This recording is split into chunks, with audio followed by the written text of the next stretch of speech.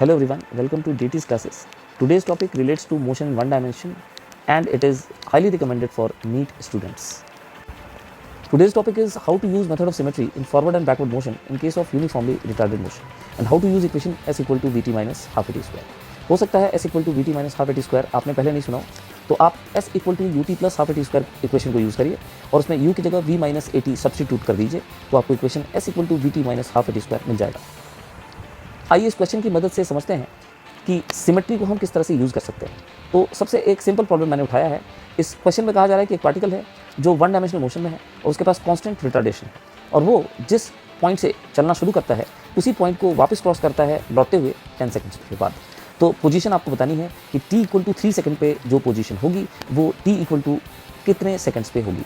अब आप देखिए यहाँ पे अगर हमारा मोशन सिमेट्रिकल है और 10 सेकंड के बाद पार्टिकल अपने यथास्थिति में वापस लौटता है तो पार्टिकल बीच में कहीं ना कहीं रुका होगा और सिमेट्री के आधार पर हम कह सकते हैं कि ठीक बीचों बीच रुका होगा। तो पार्टिकल का स्टॉपिंग टाइम जो होता है इसका मतलब 5 सेकंड का है। उसके बाद आपको कुछ नहीं करना है। अगर 0 सेकंड की पोजीशन 10 सेकंड के पोजीशन के बराबर है तो 1 सेकंड की पोजीशन 9 सेकंड के पोजीशन के बराबर होगी, 2 सेकंड की पोजीशन 8 सेकंड के पोजीशन के बराबर होगी, 3 सेकंड की पोजीशन 7 सेकंड्स के बराबर होगी, 4 की 6 के बराबर होगी एंड सो ऑन। और देखिए आपको क्वेश्चन करने की जरूरत ही नहीं है, आपको यहाँ पे t इक्वल टू 3 सेकंड का position t equal to 7 second के पोजीशन के बराबर दिख रहा है। अब आप देखिए इस क्वेश्चन को जिसमें पार्टिकल को वर्टिकली अपवर्ड्स फेंका गया है और पार्टिकल की डिस्प्लेसमेंट आपको लास्ट सेकंड में निकालनी है मैक्सिमम हाइट पहुँचने से पहले। ये अज्यूम करना है कि पार्टिकल 2 सेकंड से ज़्यादा हवा में रहता है।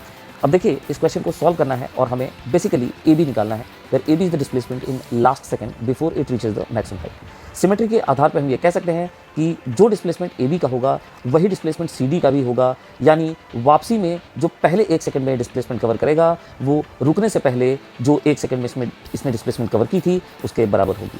और अगर हमें इसे निकालना है तो हमें पेन उठाने की जरूरत भी नहीं है क्योंकि सी से डी तक का डिस्प्लेसमेंट इनिशियल वेलोसिटी 0 लेकर हम चलेंगे क्योंकि सी पर पार्टिकल रेस्ट में है, तो उसको हम लिख सकते हैं हाफ इंटू जी इंटू 1 स्क्वायर, जिसको सॉल्व करने के बाद वैल्यू आएगी 4.9 मीटर्स।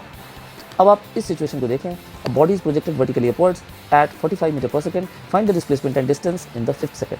अब आप देखिए अगर 45 मीटर पर सेकंड की इनिशियल स्पीड से बॉडी को उछाला जा रहा है और जी की वैल्यू अगर हम 10 मीटर पर सेकंड स्क्वायर ले लें तो हम आसानी से कैलकुलेट कर सकते हैं कि पार्टिकल अपने मैक्सिमम हाइट पे t इक्वल टू 4.5 सेकंड पे होगा।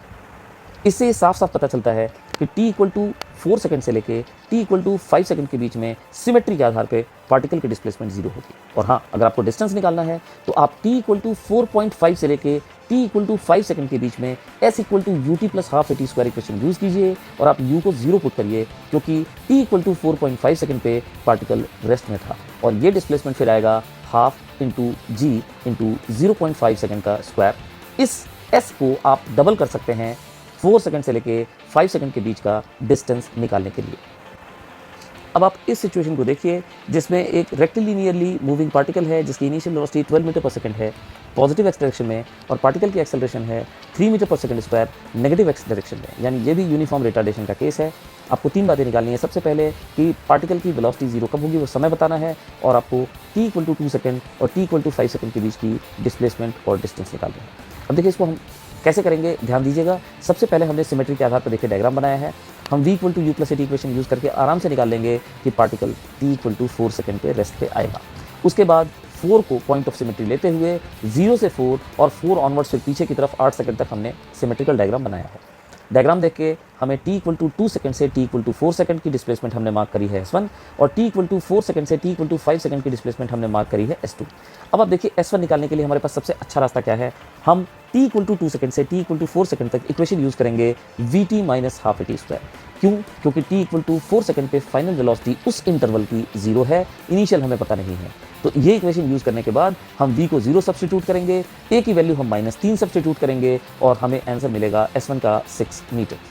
अब हम वापसी में आते हैं। t इक्वल टू 4 सेकंड से 5 सेकंड के बीच की डिस्प्लेसमेंट निकालनी है हमें। इसके लिए हम ut plus half at square use करेंगे क्योंकि 4 से 5 सेकंड का जो इंटरवल है इसमें इनिशियल वेलोसिटी 0 है t इक्वल टू 4 सेकंड पे। तो इसमें जब हम u को 0 पुट करेंगे और एक्सेलरेशन को हम 3 पुट करेंगे तो ये जो हमारा डिस्प्लेसमेंट आएगा ये पीछे की तरफ आएगा 1.5 मीटर। अगर आगे का डिस्प्लेसमेंट 6 मीटर है, पीछे का डिस्प्लेसमेंट 1.5 मीटर है, तो नेट डिस्प्लेसमेंट हमारी बनती है 4.5 मीटर 2 सेकंड से लेके 5 सेकंड के बीच में। और अगर हम डिस्टेंस निकालें तो हम इन दोनों को ऐड करेंगे और हमारा जो आंसर आएगा वो होगा 7.5 मीटर। ऐसे ही कुछ सुपर शॉर्टकट्स लेकर हम आपको अगली क्लिप में मिलेंगे। तब तक के लिए धन्यवाद।